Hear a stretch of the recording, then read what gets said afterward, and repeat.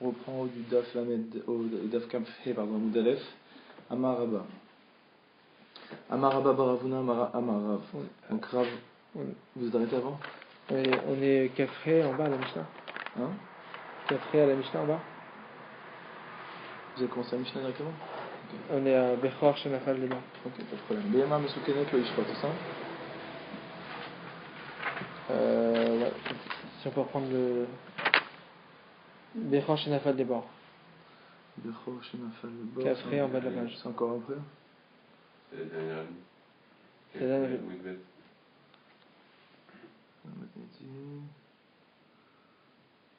C'est après la Mishnah? C'est la Mishnah. C'est la Mishnah qui est en bas de la page Kafre. Bechor Shenafal Labor. Bechor Shenafal Labor, Rabbi Yehuda Omer, Yired Mimche Ve'yireh. Donc dans le cas où il y a un Bechor qui est tombé dans un puits, donc c'est quoi un Bechor? C'est un animal qui est un premier-né, donc d'une Behema, Shenafal Labor, qui est tombé dans un puits. Rabbi Yehuda Omer, Yired Mimche Ve'yireh. Il faut qu'il y ait un expert qui descende dans le puits et qui aille voir. Inyesh Bo Moum, s'il a un Moum, il y a Alev Ve'ishrot, il pourra le remonter et lui faire la shrita. Ve'imlav Lo Ishrot. Par contre, s'il n'a pas de Moum, il ne peut pas lui faire de shrita. Regardez Rashi, Inyesh Bo Moum. Al Kochach Rabbi Yehuda Mukse Itle. Donc on est obligé de dire que pour Rabbi Yehuda, il y a un din de Mukse. Ou Moum Hanofel Bo Beyom Tov Lo Share. Et dans le cas où le Moum est arrivé à l'animal pendant Yom Tov, on ne peut pas toucher l'animal. Des laves d'arte il avait metmol, parce qu'en fait on n'avait pas l'intention depuis la veille de prendre cet animal-là. Verchika Amar, c'est comme ça qu'il faut lire, Bechor Ba'al Moum, Shelo Aoule Chacham Ibeodium Leatiro, si on n'a pas montré un Chacham avant la fête pour qu'il le permette, Venafal Lebor Biyom Tov, et qu'il est tombé dans le puits pendant Yom Tov, Yired Mumche Vir et Moum chez Yayabo Etmol, donc le Mumche il va descendre et il va voir le défaut qu'il avait depuis hier. Imoum Kavuao, si c'est un moum permanent, c'est-à-dire qu'il ne date pas d'hier, alors à ce moment-là, l'animal il est permis. Il y a Alev et Ishrod, dans ce cas-là il peut le faire remonter. Mishum de Mukhtse Leka, parce que dans ce cas-là il n'y a pas de problème de Mukhtse. Des Meritmol Dante il avait, parce que c'est forcé que si c'était un moum qui était fixe, alors l'intention de la personne avant même Yom Tov était de pouvoir consommer cette bête-là. Par contre, si le moum c'est un moum passager, on ne sait pas si le moum est arrivé avant Yom Tov ou pendant Yom Tov. Et s'il est arrivé pendant Yom Tov, ça veut dire que Ben Hashmashot, avant la fête, l'animal était encore interdit, et donc on n'avait pas du tout l'intention de le consommer. Et dans ce cas-là, l'animal est Mukhtse. Mais comment on peut dire que s'il avait le moum déjà avant la fête, il était consommable, mais il n'avait peut-être pas identifié pour le consommer? Il n'avait peut-être pas identifié, mais à partir du moment où le moum était là, on considère que s'il l'avait vu, c'est comme s'il l'avait considéré comme consommable. Et l'inspection se fait à distance, c'est-à-dire avant de le remonter par il descend. En local. Il descend avec son échelle. Rabbi Shimon Omer, selon Rabbi Shimon, Kol Shen Mumu Nikar Mi Beodium, Enze Mina Mukhan. Rabbi Shimon considère que tant que le moum n'est pas distingué alors qu'il fait encore jour, Enze Mina Mukhan, il considère que ça ne fait pas partie de quelque chose qui est prêt, et donc on ne peut pas le consommer, quel que soit le type de moum. Regardez Rashi, Enze Mina Mukhan, là Mishu Mukhtse Asarle, c'est pas pour une raison de Mukhtse qui lui interdit, et là les fiches Matiro Biyom Tov, c'est uniquement parce qu'il l'a permis Beyom Tov, pendant Yom Tov, Nir Ekem Takeno, et que le permettre pendant Yom Tov, ça veut dire comme l'arranger, et ça c'est interdit. Donc Rabbi Shimon ne tient pas Mukhtse, donc il n'a pas le même problème que Rabbi Yehuda, mais lui il considère que si c'est maintenant qu'on le déclare permis, c'est comme si on le préparait, ce qui est interdit.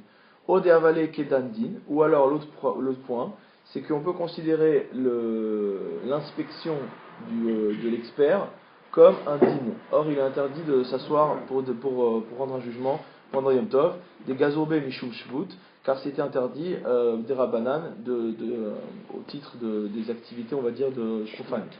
Ve'achika amar, et c'est ainsi qu'il faut le comprendre, en hatarato heter, ve'ena mukhan l'ercher, c'est-à-dire qu'il ne peut pas permettre, et que donc ça ne peut pas autoriser l'animal à être mangé. Gmara, Bemaï Kamipalgi. Donc la question c'est quelle est la marloquette entre Rabbi Yehuda et Rabbi Shimon? Inema Beroin Mumchim Kamipalgi. Si tu dis qu'en fait la discussion qui est entre eux, c'est à savoir si on a le droit ou pas d'aller inspecter un défaut chez l'animal Bechor pendant Yom Tov. Des Rabbi Yehuda Savar Roim Moumim Yom Tov, où Rabbi Yehuda penserait qu'on a le droit de voir les Moumim pendant Yom Tov. Des Rabbi Shimon Savar En Roim Moumim Yom Tov. Et la raison pour laquelle Rabbi Shimon il dit que c'est pas près depuis la veille, c'est interdit, c'est parce que lui simplement il interdit qu'on inspecte un animal pendant Yom Tov. Velifligu Beroim Moumim de Alma. Pourquoi tu me donnes une marloquette d'Afka sur un animal qui est tombé au fond d'un puits? Donne-moi une braïta qui dit que l'un pense qu'on a le droit de voir un défaut pendant Yom Tov, et l'autre dit qu'on n'a pas le droit de voir un défaut pendant Yom Tov, que l'animal il soit dans le puits ou pas dans le puits. Pourquoi ce cas particulier? Bechor Shenafar Labor Itzrichale, il dit non, on a besoin de ce cas particulier, pourquoi? Dans Tachamina, on aurait pu penser Mishum Tsaraba Lechaim, La'arim, Velaske. On aurait pu penser que, étant donné qu'il y a une souffrance de l'animal, parce que l'animal quand même actuellement il est coincé au fond du puits, donc on aurait pu dire que, étant donné qu'il y a souffrance de l'animal, on aurait dû faire une ruse pour pouvoir sortir l'animal. Rabbi Yoshua, donc comme ce que dit Rabbi Yoshua, d'accord? Donc qu'est-ce qu'il a dit Rabbi Yoshua? Il a dit qu'on pouvait descendre et dire que si c'était un moum qui était permanent, on peut remonter l'animal. Rabbi Yoshua, on vient de voir en fait ce qu'il a dit, c'est que c'est un autre cas où tu avais un père et un fils animal, enfin un père et un fils animal qui tombent dans le puits. Alors normalement quand tu veux pas shriter les deux le même jour, tu aurais pu en sauver qu'un des deux. Donc lui ce qu'il dit c'est qu'il trouvait une stratégie qui était d'aller dire d'abord je sors le premier parce que c'est là que j'ai envie de shriter, ensuite quand il a sorti il dit non c'est l'autre que j'ai envie de shriter donc je sors le deuxième. Exactement. Donc on aurait pu trouver une ruse comme a dit Rabbi Yoshua, donc comme ça vient d'être expliqué, pour le sortir. Rabbi Yoshua, Kamashmalan que non, Kamashmalan que on peut pas dire ça. Iachi lo yishrot. Alors, si c'est comme ça, d'accord, pourquoi il dit simplement lo yishrot?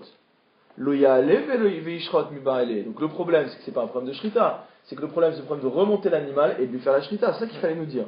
La tzricha, non, on pouvait pas dire comme ça. De avar ve aske, parce qu'il faut également couvrir le cas où la personne a remonté l'animal de manière interdite. Salkadata Khamina et Shachate, Kamashmalan, que non. Alors on aurait pu penser que maintenant que la personne, si tu me dis ce qui est interdit c'est de remonter l'animal pour lui faire la shrita, tu vas me dire ah ben moi c'est trop tard, j'ai déjà remonté l'animal, ben je peux shriter maintenant parce qu'il est remonté. Non, Kamashmalan que même si tu l'as déjà remonté, tu peux quand même pas lui faire la shrita. Non, la réponse elle est maintenant, mais dans la phrase d'avant c'était Yishrot. Alors la question maintenant c'est les Shachate, maintenant est-ce qu'on va pouvoir se poser la question, est-ce qu'on se pose la question de pouvoir faire la shrita à cet animal? Alors la Gemara elle te dit Hatamhu, c'est un animal qui n'a pas de moum, d'accord? Parce qu'on parlait jusqu'à maintenant d'une aroma, on parlait d'une ruse pour pouvoir remonter l'animal. Donc ça veut dire que tu me parles d'un animal qui est parfait. Donc pourquoi tu veux lui faire la shrita? C'est un bechor, on n'a pas le droit. L'otzricha dinafal be'emuma, donc non, ça ne peut marcher que dans le cas où cet animal a un défaut qui lui est apparu. Et là, alors maintenant, si tu me dis que c'est un animal chez qui est arrivé un moum, alors ça veut dire qu'avant Yom Tov, il n'était pas consommable, et que maintenant il devient consommable. En français, ça s'appelle mukte. Et là, dinfal be moum over merev Yom Tov. Donc simplement pour te dire qu'il s'agit d'un moum, motamo passager, qui lui est arrivé merev Yom Tov depuis la veille de Yom Tov. Vehashta havele moum kavua, et maintenant ça devient un moum qui est fixe. D'accord? Qu'est-ce que fait le moum qui soit fixe? Non, parce que si le moum est fixe, ça veut dire que même depuis la veille de Yom Tov, l'animal théoriquement il était consommable, on pouvait le racheter de son statut de Bechor. Le fait qu'il soit avec un moum avant Yom Tov, ça fait le moum pouvoir. Oui, parce qu'en fait le problème de Mouktsé, comme on a vu tout ce qui est Mouktsé ben Hashmashot, quand la Mouktsé ben Hashmashot, Mouktsé les coulées Yoma, d'accord? Donc ça veut dire que pour savoir si l'animal va être Mouktsé pendant Yom Tov, il faut savoir s'il était Mouktsé avant l'entrée de Yom Tov. Alors avant l'entrée de Yom Tov, si c'est un moum over, si c'est un moum qui n'est pas permanent, ça veut dire qu'avant le début du Yom Tov, l'animal n'était pas consommable, il était Bechor, sans aucun défaut. Et maintenant il a un défaut, ben d'accord, maintenant il a un défaut, mais le défaut tu peux rien faire, parce que hier, avant Yom Tov, tu n'avais pas l'intention de le manger, vu qu'il n'avait pas de défaut. Par contre, si aujourd'hui on découvre que le moum qu'il avait, ben c'est un moum permanent, en fait c'est un défaut congénital. Donc ça veut dire que forcément, Il l'avait nécessairement avant. Il l'avait nécessairement avant, donc l'animal ne peut pas être considéré comme Mouktsé avant Yom Tov, et donc on peut le consommer. D'accord? Alors, Mahoud et Tema, qu'est-ce que tu aurais pu dire? Des Dante il avait Venishrate, que à partir du moment où on parle d'un Moum Kavua, on peut lui faire la Shrita, Kamashmalan, que non, pas selon tous les avis. D'accord? Pas selon tous les avis, puisque Rabbi Shimon il vient te dire, Kol Shen Moum Nikar Mibiodium, Enze Minamuchan. Tanu Rabbanan, Bechor Tam, Shnafal Labor. On a une braïta qui nous enseigne qu'un Bechor sans défaut, qui est tombé dans un puits. Rabbi Uda Nasi Omer, Yired Mumche, Virei, Mieshbo Moum, Yale Veishrot. Rabbi Uda Nasi dit qu'un des experts doit descendre et regarder s'il a un défaut. S'il a un défaut, qu'il le fasse remonter pour lui faire la shrita. Veimlav lo ishrot, si ce n'est pas le cas, qu'il ne fasse pas la shrita. Amarlo Rabbi Shimon ben Menassia, Haramru en roenu mim b'yom tov. Il dit je comprends pas. Pourtant on avait dit que on n'inspecte pas les moumines pendant Yom Tov. Ketzad, comment on va faire alors? Nolad bo moumer Yom Tov, en mevakerin oto b'yom tov. S'il y a un défaut qui est apparu depuis la veille du Yom Tov, on n'a pas le droit d'aller l'inspecter pendant Yom Tov. Par contre, Nolad bo b'yom tov, Rabbi Shimon Omer enze minamuchan. Par contre, si le moum il a apparu pendant Yom Tov, Rabbi Shimon il va te dire de toute manière enze minamuchan. Donc l'animal n'est plus préparé entre guillemets. Veshavin chez imnoladhu ou mumo imo chez minamuchan. Par contre, ils sont tous d'accord que si l'animal est né avec son moum, qu'il est minamuchan. Darash Rabba Baravuna noladu mumo imo. Rabba Baravuna a enseigné que si il est né avec son défaut, Mevakerinoto b'yom tov lechatrila, a priori, on a le droit d'aller voir l'animal pendant Yom Tov. Amar le Rav Nachman abatane im avar ou bikero mevukar. Il lui dit moi mon père il a enseigné différemment.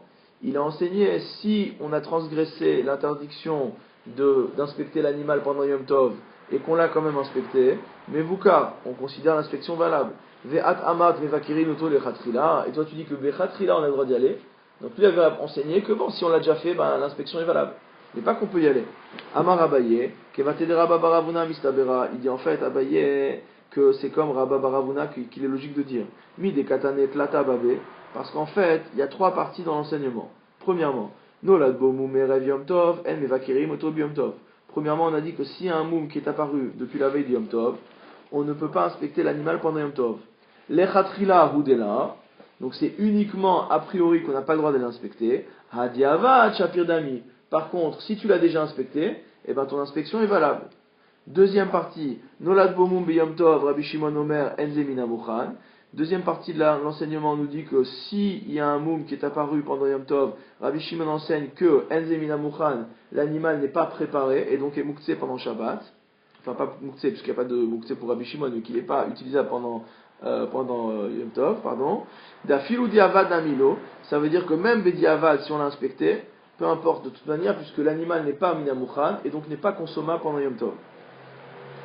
Vehadartane, et on enseigne encore une troisième partie qui nous dit Veshavim shim nolad mumoimo chez minamuchan. Et ils sont d'accord que si il est né avec son moum, chez minamuchan, que ça s'appelle un animal qui est déjà préparé. Dafilou lechatri lanami, c'est-à-dire que même a priori, il est permis d'aller le voir pour l'inspecter. Veha kiata ravoshaya ata ve'aiti matnita biyade. Or, on voit que Rav Oshaya, lorsqu'il est revenu de Eretz Israël. Pourquoi on va l'examiner si on sait qu'il avait un moum depuis le. Parce qu'il est mouchan, on sait qu'il a toujours eu un moum. Ouais, donc on n'a pas besoin de l'examiner. Donc l'animal n'est pas émina mouchan. Ouais. Il faut quand même avis d'expert pour confirmer qu'il est interdit. On sait qu'il a un problème cet animal. Comme il a un problème depuis sa naissance, on a déjà en tête que potentiellement on va le consommer pendant Yom Tov. Donc il est émina mouchan. Voilà. Et comme il est émina mouchan, on va pouvoir aller le voir pour carrément pouvoir permettre de manière pratique de manger l'animal. On aurait dû se passer de cette étape. Non, il faut malgré tout, même s'il est né avec le défaut, il faut qu'il y ait un rave qui vienne et qui dise si le défaut est un défaut qui permet de permettre le bechor ou pas. Alors, Veha Kiata Rav Oshaya, on voit que quand Rav Oshaya vient d'Israël, Haïti Matnita Biade, il est venu avec une Mishnah sous le bras.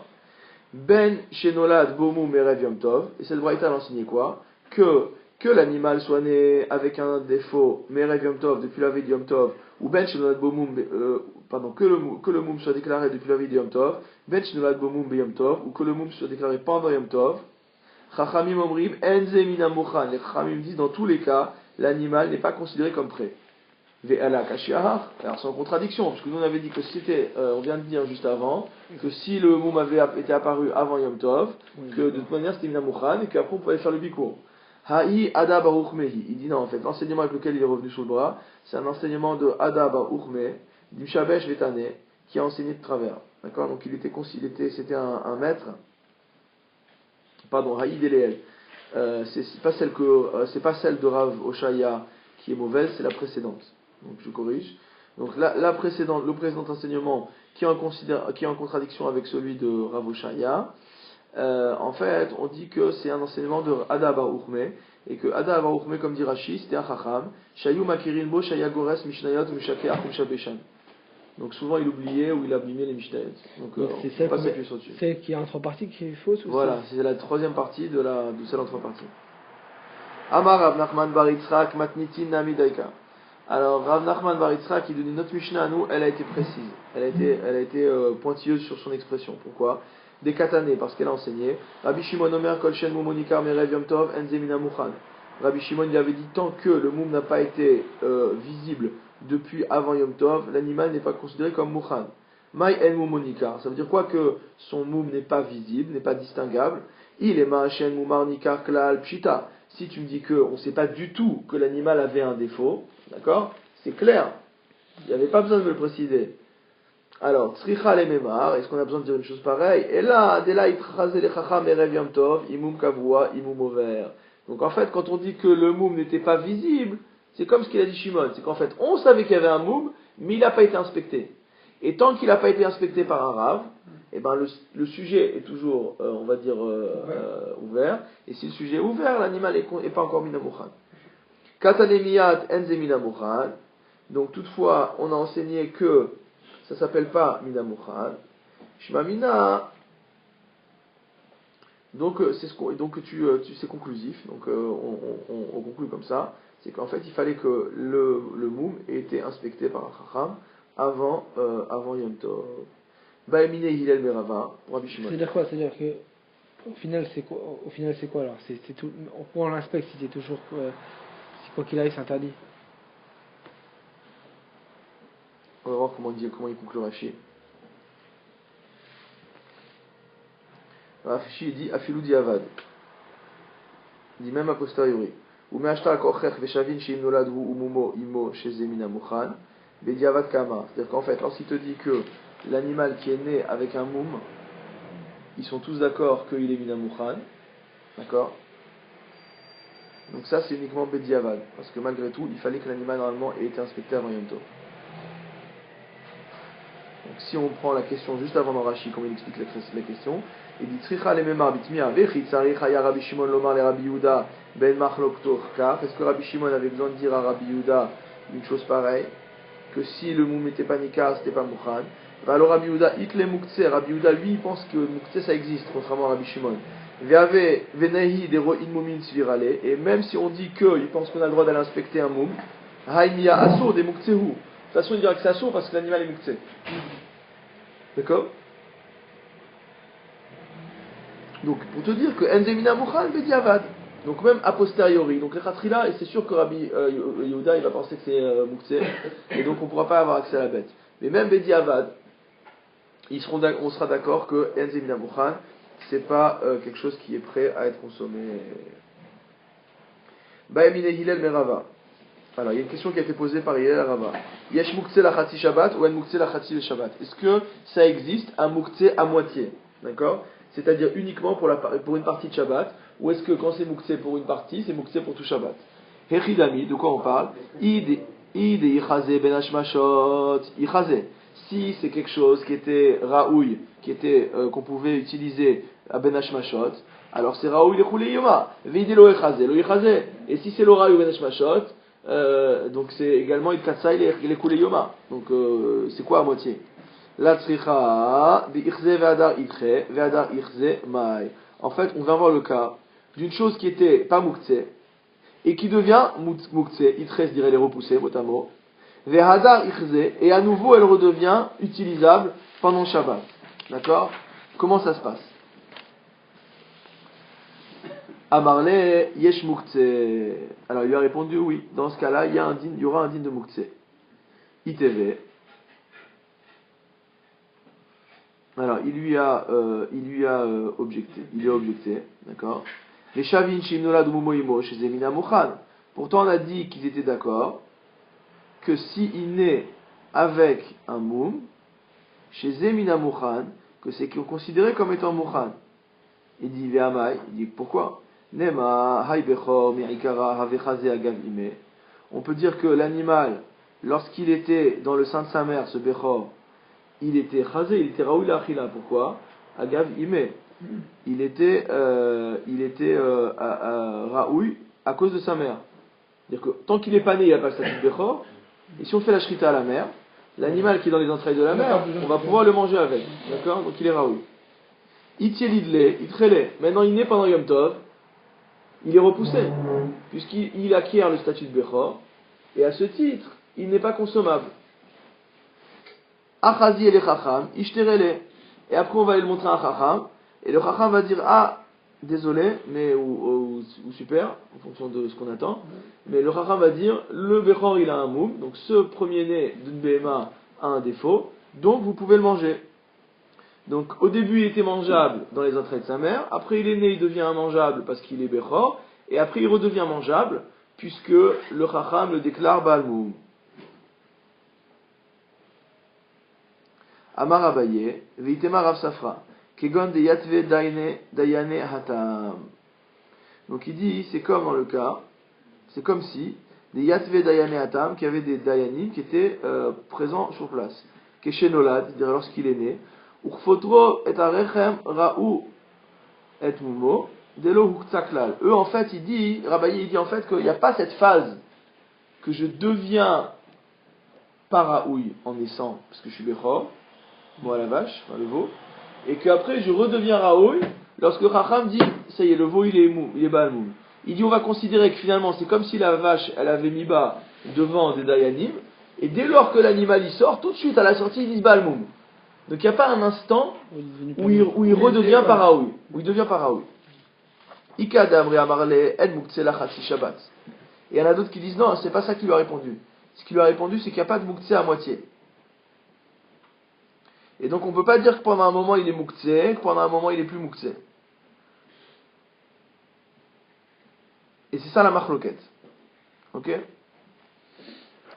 Lema mesayale. Et dans ce cas-là, est-ce à dire que Messayale, il va céder dans notre enseignement, qui dit Veshavil chez Imnolad ou Mumoimo, chez Zemuna Mouchan, qui dit qu'on est d'accord que s'il est né avec son moum, il est Mina Mouchan. Donc cet enseignement, cette braïta-là, elle va dans ce sens-là, puisqu'elle te dit pas l'animal il est né, quand il est né il était assourd, et après on a vu le moum, il est Mouchan. On va dire non, il est né, il est Mouchan. Il est né avec son moum, il est Mouchan. Veha Bechor Me'ikera Havachaze. Il passe pas par le statut Bechor. Voilà. Il dit Veha Bechor Me'ikera Havachaze Agav Ime. Itialidle itrele, achazile chacham ishterele. Il dit pourtant c'est pas comme ça que c'est passé. La réalité c'est comme on a dit avant. Il était mangeable dans le ventre de sa mère, il est sorti, il devient non mangeable parce qu'il est bechor, et tant qu'il y a un chacham qui a pas dit oui il est baal moum, on peut pas manger l'animal. Donc il y a eu bien cet aller-retour. Amarabaye veitema Rav Safra, kegodeyadve dainatam, la même réponse. Il dit non, on considère pas ça, on considère que c'est comme s'il y avait des dayanim qui étaient présents, et donc finalement cette phase de Bechor, on l'efface. Tashma, on va t'apporter une preuve. Haya ochel ba'anavim ve'otir.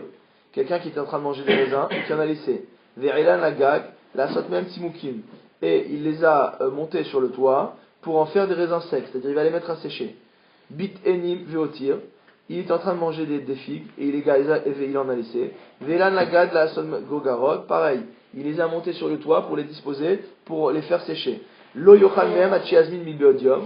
Et ben ce monsieur-là, il n'a pas le droit de manger ses fruits secs tant qu'il n'a pas fait une azmana, tant qu'il les a pas identifiés exactement, milbeodium, alors qu'il faisait encore jour, avant Shabbat.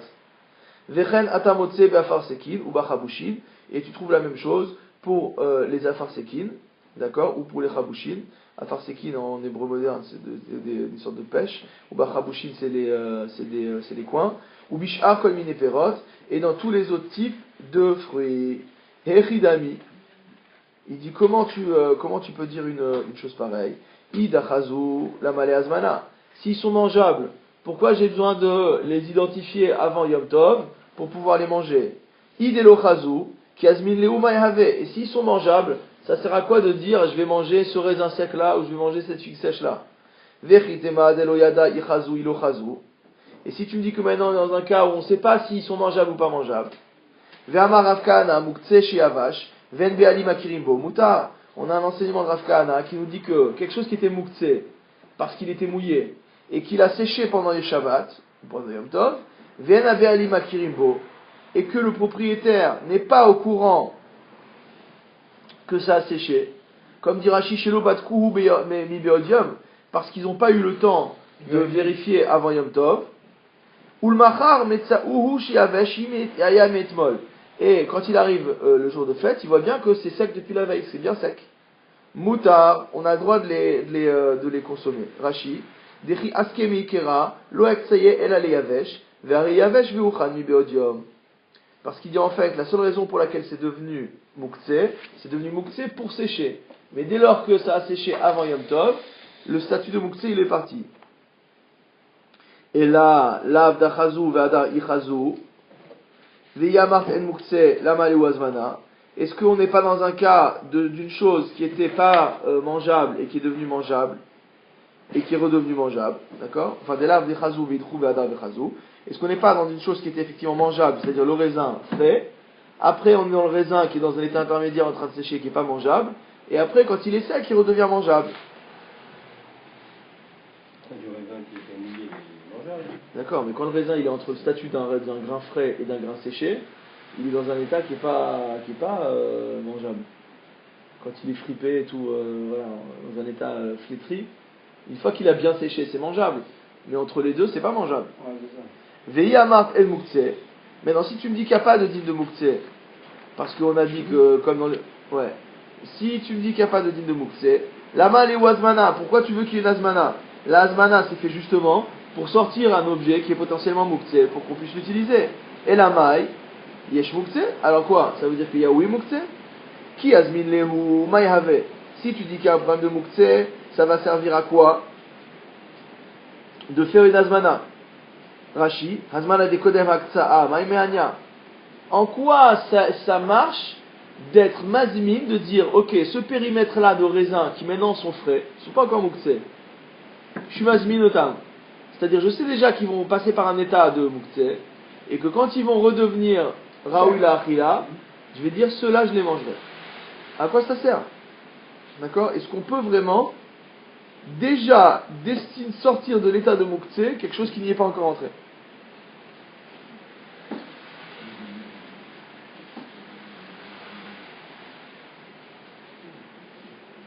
Donc encore une fois dans Rashi, Bela vazmana nami muchanim vomdimhem vaïsur ba'acharechem. Même si je fais pas de hazmana, ils étaient mangeables et le isur il est venu que après. D'accord? La tzricha di ichzu vela ichzu. C'est pourquoi on ne parle que du cas intermédiaire qu'on vient de décrire. C'est-à-dire qu'ils sont mangeables et pas mangeables. Deika enaché de achle, deika enaché de lo achle. Il y a les raisins qui sont en train de sécher. Il y a des gens qui les mangent, il y a des gens qui les mangent pas parce que c'est pas bon quoi. C'est ni frais, ni sec. Azmin galedarte. Dans ce cas-là, s'il a fait azmana, il révèle que c'est oui mangeable pour lui. Lo azmin, lo galedarte.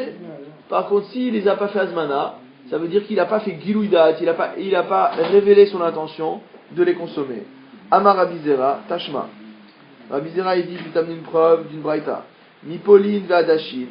De la fameuse braïta qui parle donc des fèves et des lentilles.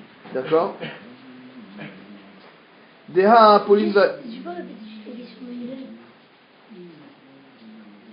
La question de Hillel. C'était Hillel.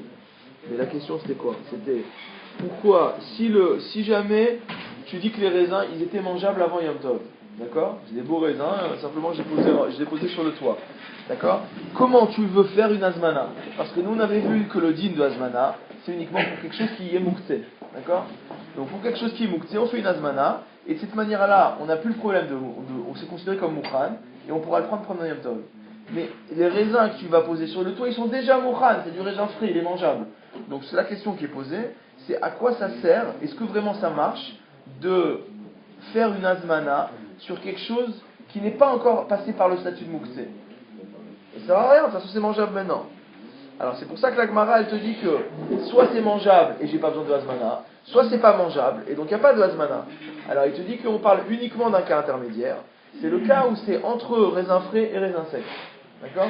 Et si c'est entre raisin frais et raisin sec, il y en a qui mangent et il y en a qui mangent pas. Donc pour pouvoir avoir l'autorisation de manger ce fruit-là pendant Yom Tov, il faut faire une hazmana avant Yom Tov. Et la hazmana en fait c'est un gilui da'at, c'est une manifestation ouverte de mon intention de les manger, de dire pour moi je m'interdis pas de consommer ces aliments-là pendant Yom Tov. Moi je considère que c'est des fruits qui sont mangeables. Voilà.